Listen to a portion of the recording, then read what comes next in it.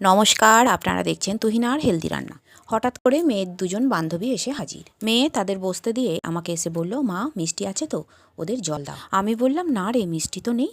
ব্যাস মেয়ের মাথায় হাত। এবার ওর মান সম্মান সব গেল।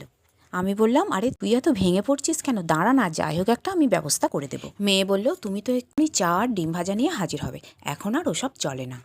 আরে না না, দেখ না, আমি একটা দারুণ মুখরোচক স্ন্যাক্স বানিয়ে দেবো, আর তার সঙ্গে সুন্দর করে চা করে দেবো।